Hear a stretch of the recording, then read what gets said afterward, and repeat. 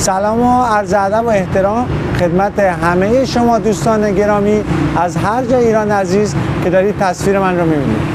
امروز در خدمتتون هستیم با دومین گفتگو با مردم درباره دومین کتابی که با هم صحبت کردیم. عکس بازیش کن. شناختیشون؟ بله. خب نظرتون درباره‌شون چیه؟ والا ایشون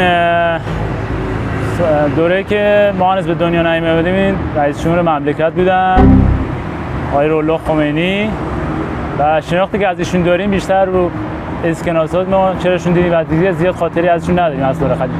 ایشون تبعید شدن به انگلیس و الان هم که الان خاکن در حرم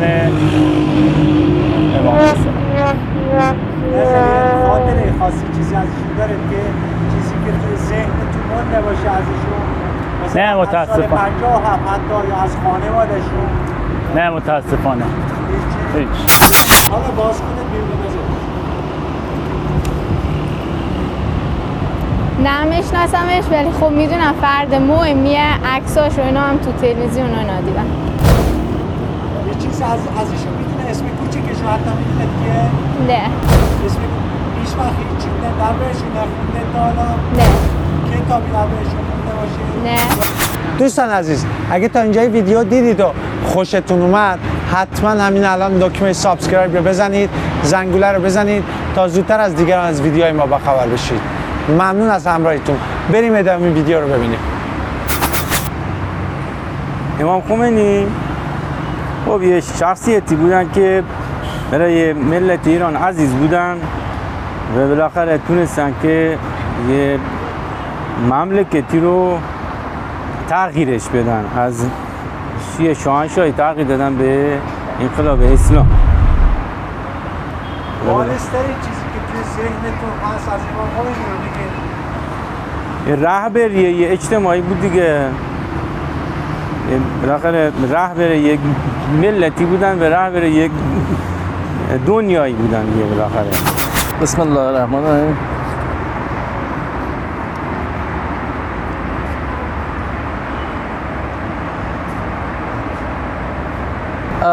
خب من امام خمینی رو خیلی قبول دارم.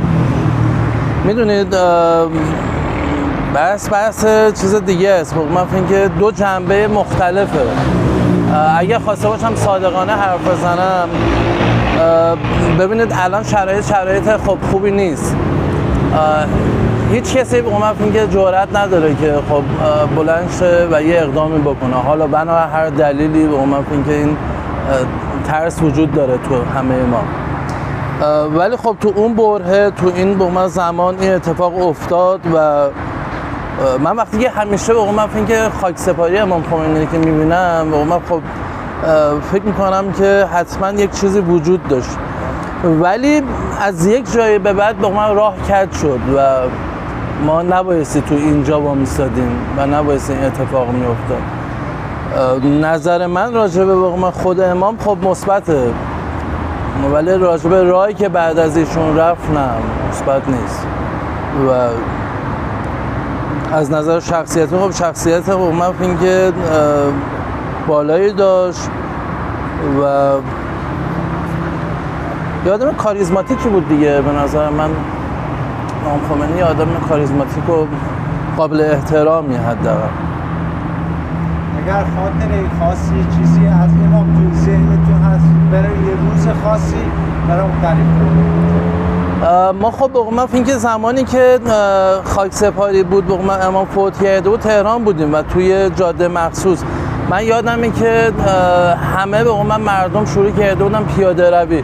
جایی که ما بودیم تقریبا 9 کیلومتری یا 10 کیلومتری میدون آزادی بود. بعد اینکه حساب بکنید من فکر که 10 کیلومتر قبل از میدون آزادی مردم از سمت کرج، از سمت قزوین، همه اینها داشتن پیاده می اومدن و من بچه بودم، تقریبا فکر کنم که 7-8 سالم بود. خب میدونم که مردم به من می اومدن. چه اتفاقی افتاده که مردم پیاده این همه راه رو اومدن و چه چیزی شده که خب تو دل مردم بوده. میگم اون صحنه به قوم این که خاک سپاری امام خمینی به قوم به نظر من یه نکته خیلی مهمی رو داره. به قوم این که خیلی روز عجیبی بود اون روز. همین. حالا شما نظرت در این عکس چیه؟ ایشون امام خمینی هستن، فرد مهمی برای جامعه بودن و نقش پررنگی در جامعه داشتن. مثلا اطلاعات زیادی از ایشون ندارم، ولی تا اونجایی که مثلا میشناسمشون و میدونم مثلا کار مفیدی برای جامعه کردن. مثلا لقبشون هم بره این مثلا خمینیه که مثلا مال شهر خمین بودن، برای همین اسمشون رو گذاشتن خمینی، مثلا لقبشون رو گذاشتن.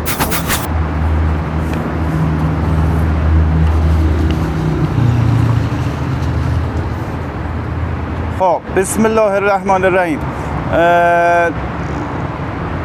در مورد حالا من خودم نمیدونستم عکس کیه. خب الان که دیدم بالاخره بنیانگذار جمهوری اسلامی آقای خمینی هستن. خب ایشون خب بنیانگذار بالاخره جمهوری اسلامی بودن و شناخته شده هستن، نه که فقط برای کل ایران بلکه برای کل دنیا.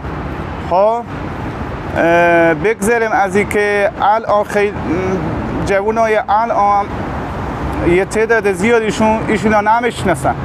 خب و حتی شاید بعدم بگن در مورد ایشون، ولی امکان نره شخصیتی یک کم هم که بعد باشه تمام دنیا اینطوری شناخته شده باشه.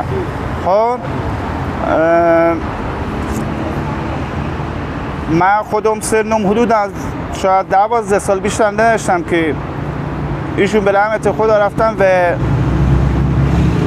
کل ایران واقعا عزاداری خیلی شدیدی ما دیدیم که عزاداری خیلی شدیدی برای ایشون انجام شد و من در سهمیه خودم واقعا میتونم بگم که قدم خیلی بزرگی برای این کشور برداشتن و خیلی هم ممنونشون هستیم و اونایی که واقعا صادقانه و خالصانه برای این کشور زحمت میکشه، حالا هر که بخواه باشه. خیلی ممنونش هستیم، مخصوصا شهدا. هر که برعکس این قضیه خدا هدایتش کنه انشالله. شما در نکنه. خیلی ممنون. قربونه.